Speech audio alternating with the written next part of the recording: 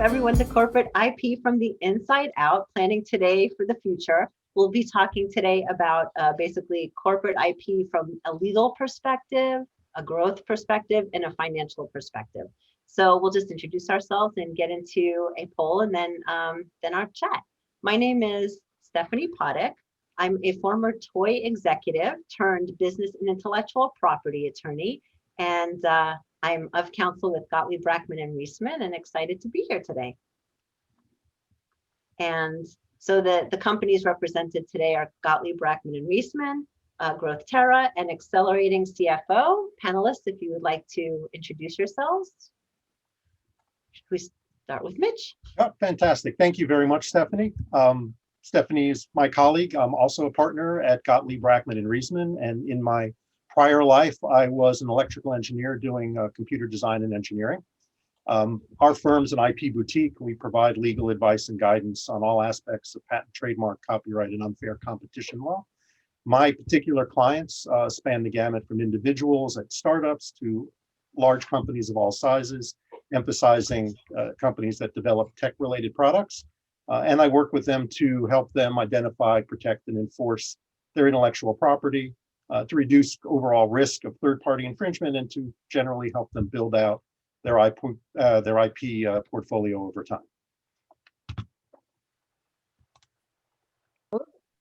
Good afternoon, everyone. Thank you, Stephanie and Mitch, and thank you, Kendall, for all your help. It's great to be here today. Looking forward to discussion. I'm Jeanine, and I'm the co-founder of Growth Terra. We are a growth advisory firm that helps B2B tech companies grow and scale.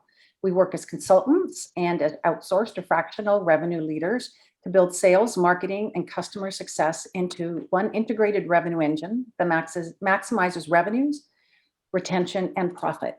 And my career has been spent, all of it pretty much in tech, bringing innovative technologies and services to market, everything from voice over IP to mobile communication solutions, compliance software, consumer intelligence solutions. I've worked at startups and in Fortune 500 companies and seen how IP contributes to increasing growth and valuation at all stages. And in addition to my work at Growth Terra, I'm also on the board of Girls Inc. Westchester, an organization dedicated to helping develop our future leaders by helping our girls become strong, smart, and bold. Thank you. Good afternoon, everybody. This is Brian Califano. I'm the managing partner of Accelerating CFO.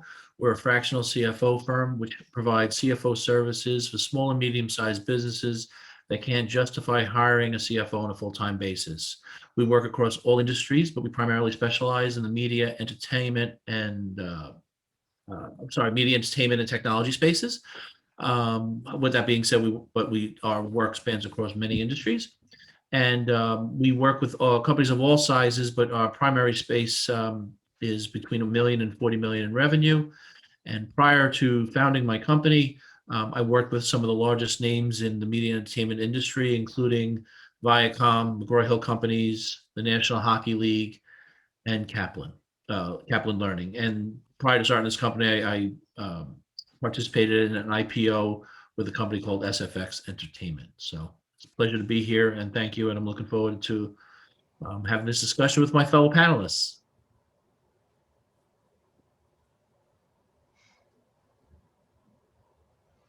Awesome. So we have a quick poll, and then that'll lead straight to our discussion.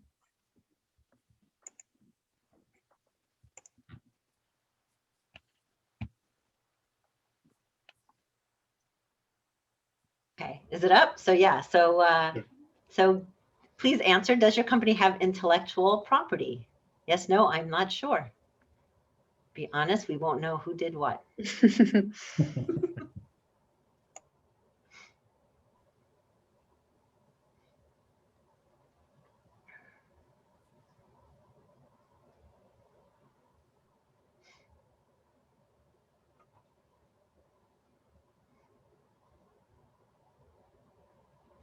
We need the game show music now. Dun, dun, dun, dun, dun, dun, dun. All right, here we go. Okay, so excellent. 92% said yes. No one said no, and 8% said I'm not sure. So actually, the good news is no one said no, because it's kind of a trick question. Even if you haven't protected it, most companies do have some form of intellectual property, which we will discuss today. So that should get right into it, actually. Let's first talk about the types of intellectual property, or IP, a company can develop. Let's discuss maybe what you can protect. And Mitch, let's start with you. Sure. Thank you, Stephanie. As Stephanie just noted, almost every company that is operating is going to develop some types of intellectual property. And part of what we want to talk about today is how that's going to fit in with the overall plan of the business, both deciding what to protect and how to protect it, and how it fits in with your marketing and your budgeting and everything else you need to run your business. In terms of what types of intellectual property are there, if your company is offering goods or services and you have a brand, you put out, advertise with your name, or you have a logo on your product, you are developing trademark rights that you can enforce to protect your branding from other people that may try to step on your toes. If you're developing any sort of creative content, whether it's advertising, beauty shots of your products, if you have a web page, if you have, publications, all of those can be subject to copyright protection. And so you might want to protect the content on your webpage and your photos so people are less likely to take them down and copy them to use on their own thing. And if you have the protection, you can go and enforce your rights. If you're developing any sort of technology, whether it's computer or mechanical devices, chemistry or the like, you're developing those types of new things, you can protect them by patents. Other than those three, there's also all the internal knowledge that your company might have, things that you own and know about that your competitors don't, and because of that difference, it has value. And those trade secrets, which can be the company's secret sauce for its products, but it can be things like your marketing lists and your internal pricing guides and operating manuals and things. Those are all trade secrets, and those can be considered and protected as forms of IP as well. Excellent. So Jeanine, let's go to you. How does this all fit in with a company's sales and marketing projections and just thought process? Yeah, it's a great question, because we often don't think about it that way, but it really does. IP plays a critical role in your sales and marketing and how it impacts your growth. Mitch touched on a number of areas, the first one being your branding. So branding and getting your name out there and building that trust and credibility is really important in the marketplace. And so your company name and logo, you really want to make sure that you are protecting that, because it can have implications down the road if you don't have access and can't use it. So that's really important. So name, logo, product names, service marks, all of those things are critical. Any specific imagery or any specific knowledge that you want to copyright. It's also important from a competitive differentiation perspective, because we always want to think of what creates value in the marketplace. And so if you can say we have a patent pending, or this is a patented technology, it can create value. It builds up trust and credibility, which can be a unique selling advantage as well as becoming something that can be a barrier to entry to other people in the marketplace. So it's really important from a competitive positioning perspective. It helps with pricing. If you've got something that's unique and valuable, it might be able to charge more and have, so that is an important consideration. And then it also becomes, and as an asset, you can think about other going to market. Can you license this? Can you build partnerships using this technology as well? So it's a multidimensional approach to really thinking about how this affects the overall go-to-market and sales and marketing. So then, Brian, the following up, what financial considerations should companies be thinking about in this context?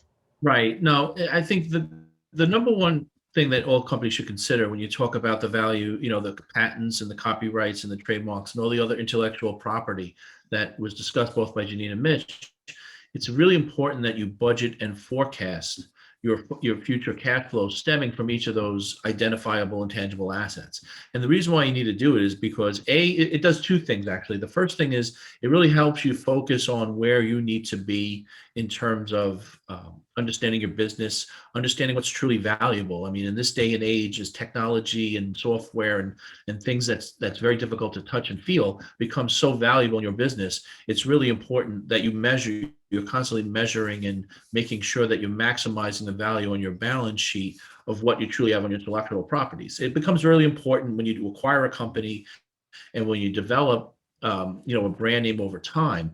But it's even important if you don't acquire anything. So if you're developing copyrights or if you're developing patents, it's really important that you assess what your true value is in that company, because if you don't know what your value is, then it's really tough to quantify what differentiates you in the marketplace. So it all the finance and budgeting and planning goes back into the sales and marketing piece that Jeanine was alluding to a few minutes ago, and even tighter with what Mitch was saying was when you do take the time to file your patents and your copyrights, is your efforts being placed in the right manner? So finance in this function is really a good measure of how well you're doing in the marketplace, how you're differentiating it. And it's really important that if you don't understand the value of your company and don't understand the cash flows it's generating, it will eventually, it could be a sign that you're not running it as efficiently or managing your assets as well as you could. So actually, Brian, let's stick with you for a second. So the next topic really is when companies should consider filing, patents and trademarks and copyrights. So we'll be finishing off with, Mitch to really give some of the bigger considerations. But in terms of finances, what should people be looking out for? Well, I think if you're in a finance function and you have a lot of IP on your balance sheet, or it's a key component of your income statement, it's really important to get your colleagues that's representing the sales and marketing team and the legal team in the same room, as well as operations and other key members of your management team, to really figure out, our patents, what is this a valuable patent? Is this a copyright? Also try to identify things that haven't been identified yet. For example, if a company has a certain way of doing things or satisfies a need in the marketplace that's not common, is that something that's valuable? And I think it's important that every member of your team, in your management, in your company, is thinking of this. We as a finance executives can't sit in an ivory tower and say, well, this is a valuable and this is not. I think it's important to integrate all these functions into this and start to plan on it, so that when it's earlier to identify. So that, for example, if I go to Mitch and say, hey, Mitch, we have this special regulation for our sound system that handles a particular law that's out there. Should we be patenting this process? All of a sudden it's like, oh, well, I never really thought about it this way. Maybe we should be. Is this something that we should effectively create a moat around our process of how we do things, whether it's sound systems or if it's, how you manufacture Coca-Cola or any other, intellectual property you can think of, everything in between. I think it's important that there's constant dialogue within your key management team to make sure that you have all your bases covered and that all assets of the companies are identified. So to directly answer your question, when, sooner the better, and don't do it, in isolation. Right. And those are all good points. So again, before we get to the meat and potatoes of this issue, Jeanine, from a growth perspective, what considerations should people be thinking about? And I'm just going to think, Stephanie, I'm just going to build on what Brian said, is that we often think about IP and patent portfolios with the large companies who are spending billions and building large portfolios, but it really is important at an early stage. I know from personal experience, whenever I've been with a startup or started an organization myself, one of the first things is really thinking about, from the naming perspective even, is your name free and clear to use? And if you're thinking about going international, because I've done that sometimes as well, you want to make sure that you've got clearance internationally as well. So everything from name and logo, which is something that's very early on that you want to be thinking about. You want to make sure that, from a product perspective, as Brian said, you really want to be having that conversation about, is this valuable? Do we patent this now? Do we keep it a trade secret?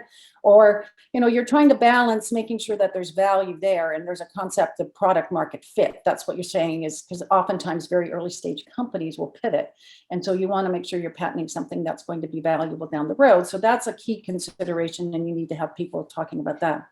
But a couple of the other areas that I've seen, especially earlier stage, is making sure that you're protecting what Mitch referred to early on, is your internal know-how and trade secrets. Because even investors, and I've seen this in recent cases with clients, is when investors come in, they're looking to make sure that you actually own all of the IP, which means that you have to be thinking about it even from a people perspective in terms of making sure you have confidentiality and invention agreements in place so that you actually can make sure that you own the IP, and down the road that there's no confusion about where that comes from, which is often something that people don't really think about right away. So, but it is something that's very important. So I think those are some of the key areas. And then on the other side, on the product side, also thinking about one of the things is we think about going to market. If you're incorporating open source into your product, you want to make sure that you're also thinking about those licenses and how you use those. So there's a lot of considerations early on that need to be thought about. Good points, and better to, be proactive about them and try to avoid the lawsuits, which, drum roll, please, Mitch.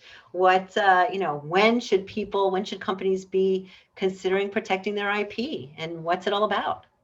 Well, so, just to build on what Jeanine and Brian both said, all of these points about making sure that you are targeting what you're protecting, that you have the ownership in place, that you have the right process in place. These are all the things that we would look at in an IP diligence, and do it ahead of time. You got a good plan, then you avoid problems down the line. So nobody wants to get 5 years out and find out that you don't own your software, or that you don't have rights to use a core product. But in terms of the actual timing, it varies depending on the type of technology. The IP that's most time sensitive is actually on the patent side, because under the law, if you offer your product for sale or you publicly disclose it, in the United States, you only have a year after that date to file for your patent application on the inventions. Otherwise, by law, you're not allowed to patent it. You've already given it up to the public. And if you're at all interested in protecting your inventions outside of the US, most countries don't give you that 1 year grace period. And so in terms of timing, you want to look at the idea of patenting when you get to the point where you have a fairly concrete idea of what your product is and how it's going to work, but far enough ahead of the game that you can evaluate patentability, decide whether there's enough meat there, working with me or a patent attorney to actually patent it, and then get something on file before you launch your product. For marketing purposes, it says patent pending as well. On the branding side, again, you want to think about your trademarks. You want to make sure you pick good ones and that they're clear before you spend all the money putting together your advertising campaign. Because once it's out in the public and you get a cease and desist letter, you have to turn around and do it all again. And so you want to do your clearance. We work with companies to help tell them what's a good name, what's a name that's not going to give a lot of trademark protection. And then once you come up with a name that's good, you can get an application on file at that point to at least establish a date, a line in the sand that says we've got our trademark as of this date. And so anybody that comes up with it after that is at least you have a priority of date. On the copyright side, legally, the moment you put something down on paper, you save it, you have a copyright. So the rights happen and they accrue automatically. The catch is that you can't enforce them unless you actually have a copyright registration. And registering also gives you the advantage that if somebody is infringing after your registration, they don't start infringing until you've already registered, you're entitled to seek statutory damages. So you want to look at your content, and certainly at least for the public facing things, if you're in a media, if you're in fashion or design, and you're putting out fancy pictures and things that you think maybe people are going to be likely to take from you in your catalog and whatnot, you want to get those copyrights done, and you want to do them early. And so what I like to see with my clients is, before you launch an ad campaign, before you launch your product, you have an evaluation, sit down, make sure you have the rights to everything that you're using, and you assess it. And is there any IP in here that we want to protect? And if you don't want to protect it, at least you've gone through that process. And if you don't have, a clear date, then maybe on a quarterly or semi-annual basis, get the team together, get the marketing team, get the finance team in place, and just go over where the business is and take a look and see where you are, and has anything happened over the last several months that may warrant looking into getting some protection. The worst thing you can do is wait and find out after the fact that you could have done something and gotten a valuable asset, but now it's too late. Yeah, Those are all really, really great practical tips. And from someone who used to work in consumer products and toys, I remember if you have a product and you get a cease and desist or a product liability, something, and you have to recall all those goods, it's a fortune. It can bankrupt a company. So I think everything is, all the protections you said are really important to think of upfront. So let's just briefly talk about attributing value to intellectual property. Brian, what are your thoughts on that? And then we'll go to Mitch and Jeanine. Yeah, I mean, when you talk about attributing value, I mean, I guess from a financial perspective, it's really measuring cash flows, inflows, and outflows by each distinct item that we've outlined several times today, whether it's a copyright, a trademark, a customer list, et cetera. What I always work with my clients, and in prior lives, I work with bigger companies that I mentioned earlier. The big thing was carving out distinctly. For example, let's say if you're in the publishing industry and you have a line of books, let's say if you're a publisher, a distinct publisher, or if you have a record label or whatever it is, if there's a distinct manner in which you can identify cash flows, it's important to measure that consistently, at least at a minimum for 1 year, if you follow the accounting guidance that's currently out there. But even from a practical standpoint, whether it's 3 months or 6 months, to continually measure how you're forecasting your inflows and outflows. So not just how much revenue you're taking in, but also forecasting to see on a rolling basis how much it's costing you to do that. Are your costs rising to maintain the imagery or the reputation of your particular label or your particular product line, or to use Stephanie, your old world, a toy line if that need be. It's important that you're constantly measuring that, and depending how far along you go, whether it's a year in advance or 2 years or 3 years, if you're discounting it back to today's dollars using a risk-free rate, it's really important to constantly measure that because, again, depending on how big you are as a company, if you're a smaller company, maybe the impairment is not as important. But when you start getting into the $100 million range, or if there's a significant amount of value that you have in your assets that you're relying on for the future, and somebody maybe does a generic brand of it, or maybe they do a knockoff that kind of is much cheaper, that's impacting your bottom line sales, or maybe you didn't hire great attorneys like the ones at GRR to protect it as adequately as you should. Any one of those factors could impact the value that you expect going forward. So it's really important to assess it, not just from a perspective standpoint, but from the practical standpoint of there could be impairment on your assets. So, those are the things that, as a CFO, we always have to consider and keep and maintain on top of. Right. Well, thank you, Brian. So then, Mitch, when it comes to costs, when Brian's sitting around and talking to the owners of the companies, what are the costs and what's worth pursuing? Well, they're two very different questions. I mean, in terms of scaling, the cost of IP, patents tend to be the most expensive.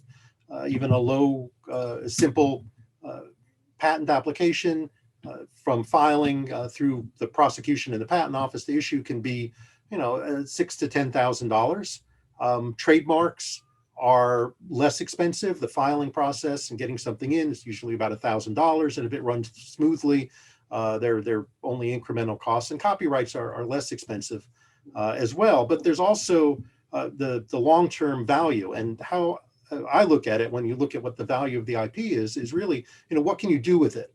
I mean, there's one value where you can look at a piece of intellectual property and you say, all right, well, what's it worth to me to be able to keep my competitors, a certain distance away from me? What's that buffer worth in the market? And that amount of market exclusivity is going to have a value that people like Brian can help assess. There's also, what if I enforce my patent, if I enforce my trademark, what can I recover from that? And how much is it going to cost? And there's something like that. That you can value, and you can also license your intellectual property. So if I have a patent and it's a product I don't want to make, I can license it out and somebody else can do all the hard work, take some money off the top, and then give me a license stream. So there's revenue associated with that as well. And then finally, in terms of just the value of it, intellectual property is a corporate asset. And in many cases, particularly for startups, it might be the most valuable corporate asset that they own. When they don't have a big warehouse full of products or own property, or have a long established business line, and so it can act as collateral for loans, and also as some sort of confidence builder for people that want to invest in your company. And all of that is things that add value to the company. And so the short answer really is it depends. There are lots of ways to value it, but in terms of how you fit it in, it depends in large part on what you want to do with it, and what you can do with it, and how that aligns with what the rest of the company's plans are. Right. Wow, those are all good points. And again, another really good reason to surround yourself with professionals who understand the different aspects of your business when you may not think about it. So, okay. So Jeanine, what are your thoughts on valuation and how to consider this topic for companies? It's a good question, and Brian and Mitch raised a number of good points, and I just kind of want to build on what they were saying, because I think if we look at it from some of the key stakeholders, customers, investors, and competitors, customers care, because this really adds value, because you're able to differentiate yourself, and it can position you well, and it can be something that's unique. And if it's patented, it gives a sense of credibility and stability and trust. And so that helps to build a goodwill in the market. And goodwill is also something that's important, especially when we think about from a financial or balance sheet perspective. From an investor perspective, investors are always looking at, how am I going to get the return from this? And so they're going to be looking at the growth perspective and that's where your competitive differentiation comes in. If you have something that's unique, that you can really sort of leverage in the marketplace and position yourself to become a market leader, that's important. It's also important from a growth perspective, as Mitch noted, you may be able to license it. So that's another revenue stream. And so that can add value in terms of from an investor perspective as well. And then finally, it is an asset as well. So it is collateral. And so that's just a protection for investors. So it really plays an important role from an investor perspective. And then from competitors, the key thing is you really want to be able to box them out. You're trying to build a moat. You want to position yourself so that you can prevent someone else from coming into your space. And so that's where your IP is important. Sharing your trade secrets or not sharing your trade secrets is really critical. Excellent. So I'm not sure how much time we have left, but I want to end and spend some time on, 5 minutes. Just got the secret message.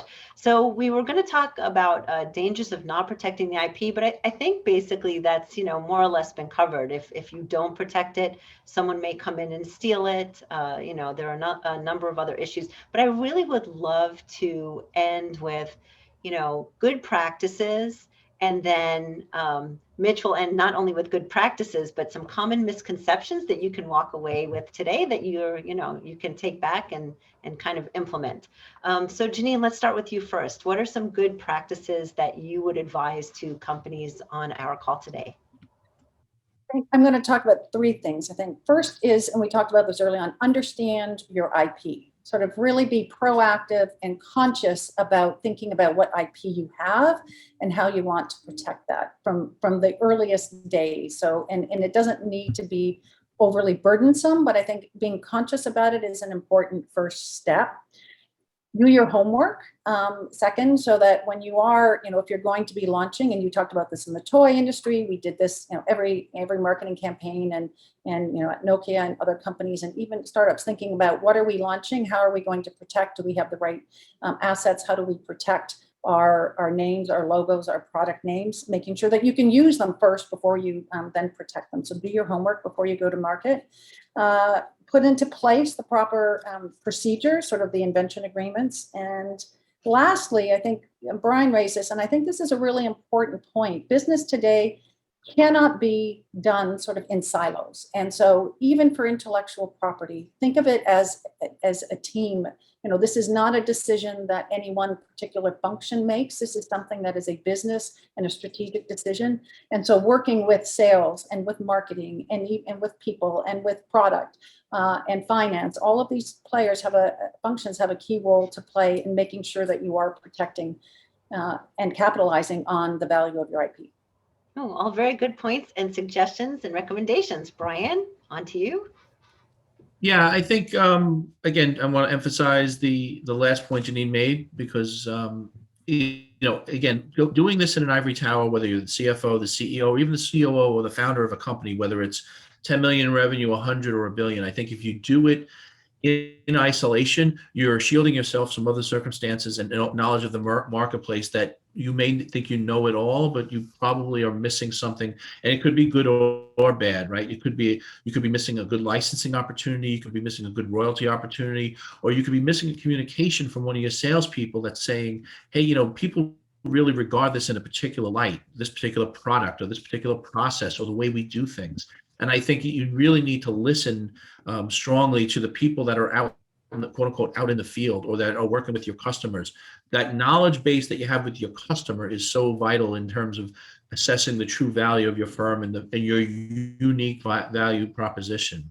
The other thing real quick to really hone on is be disciplined about how you forecast and budgeting. That's been kind of over the past few minutes, I've been talking about it a lot for obvious bias reasons. But I think it's also important that by assessing you in this environment right now, where it's the consensus is that we're going into a very inflationary times, both prices of goods as well as for services.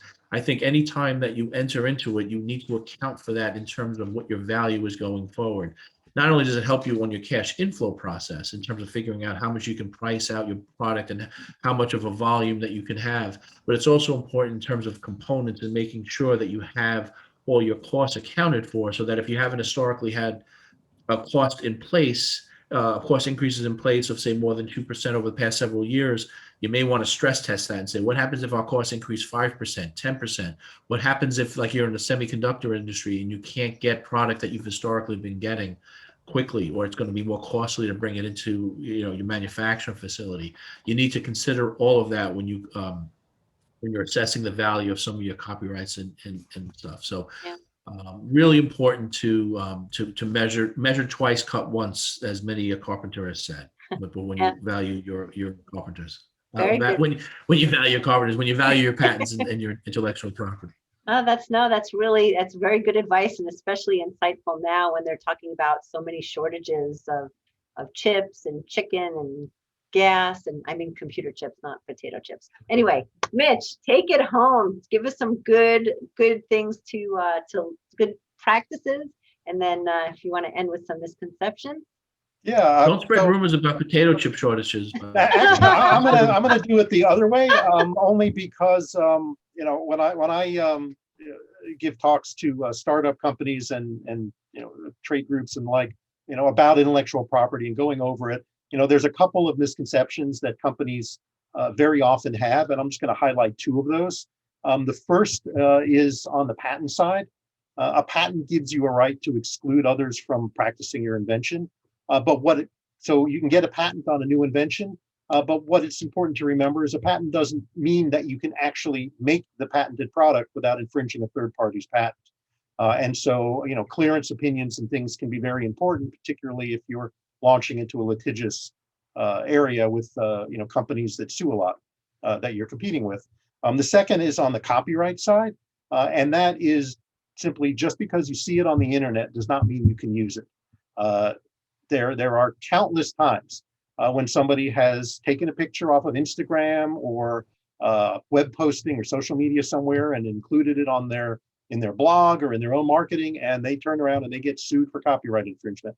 And so it's a very easy thing to do. It's easy to miss, and it's easy to just make sure that you're using, that you have rights to it, which sort of brings me sort of on the best practices. And what Jeanine and Brian covered is really important. What I think is the company needs to do is they need to have a good process in place. When you're launching a new product, when you have a advertising campaign, or just on a periodic basis, go through and make sure that the IP that your company developed is clear. If you have a trademark, you're not going to infringe somebody else's before you pick it, that you have ownership of all of the technology that you're developing. It's particularly important when you're working with contractors who don't automatically assign their rights to you because they're not employees, and to just be able to make the decision about whether or not you're going to protect your IP. Because if you're talking to an investor or somebody who's looking at your company and you've done nothing, then that's going to say one thing about your company. If you have a lot of technology you've developed, but you haven't filed patents, if you can explain why, if you have a process in place that we looked at it, we decided not to do it for these reasons, that's important, and that can be very valuable as well. And so having the process in place that you follow to recognize the IP and decide what you want to do with it, and then following through with that on a continual basis, I think is the most important thing that a company can do to make sure that they're well positioned going forward. Those are really valuable points. Honestly, I think it's, it's something. So when I was in business on the business side, we had to learn those things for ourselves. And when you found someone, a professional to help kind of talk you through it, it's amazing. So, from the business standpoint, what everyone is saying is absolutely true. And it's really important. Just talk to lots of people. Don't tell them your secret sauce, but, get professionals that you can actually tell everything to, and have that conversation and figure out what's best for your company. Right. So And Kendall, yes. Oh, go ahead. No, I Jeanine. was just going to say, and you want to keep that organized as well, right? So that, because, most companies are either, if you're looking for investment, or if you're looking or going to be part of an M&A process, you want to make sure that you've got all of those things easily captured so that you can find them, so that they can be shared with investors and with companies from a M&A perspective. Good points. Are we going to questions? Sorry, just want to make Yes. sure. If Okay. anyone has any questions, please feel free to put them in the chat. And if you have a question for a specific person, just let us know. Also, please see their emails. If you would rather contact them directly, also feel free to do that. Whatever is easiest. But if you have a question, please let us know. We would be happy to answer.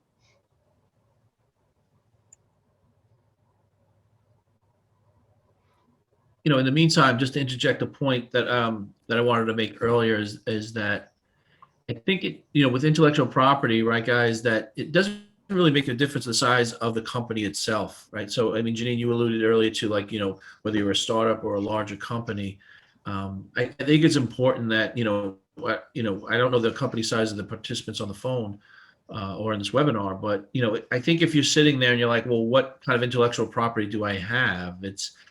The question is, like we asked earlier in the poll, the answer is that you do. I mean, at a minimum, you have the talent of the workforce that you have, right? So that's something, I mean, you can't measure that, but it's you also have some unique identifier in the place that makes you think of a particular company, whether it's a trademark, a copyright, et cetera. So it's really important that, you can't say, well, that's for the, the Coca-Colas of the world or the IBMs of the world. And that's not the case, especially in this day and age, as companies come of age and they're starting to, the young upstarts are starting to come through. Intellectual property is going to grow more, even more so for the startup as it is, as if not more important than, say, the older companies or the OGs, if you will.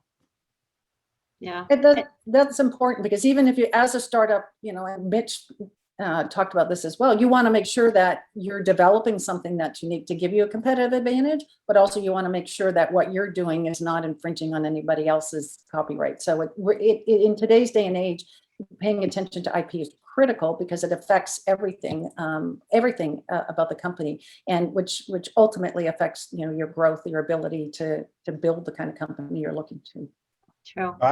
Absolutely true. And one of the hardest things, and I see this with startups very frequently, is how to balance the cost of IP with the cost of doing everything else. Yeah. You don't want to put a lot of money into a patent only to find out a year and a half later you can't afford to get over the finish line, even if you look like, even if it's in sight. And you need to balance, what are you going to get out of this IP? How much is it going to cost versus I got to pay my employees, I got to pay my rent. These are all things, in bigger companies, the scale is very different. But when I'm working with in-house counsel at a large company with lots and lots of patents, they're still paying attention to how much everything costs. And they have to decide, where the resources are going to go and where they aren't. And this is all part of the balancing process, where everyone's got to be in the same room and help assess everything. Yeah.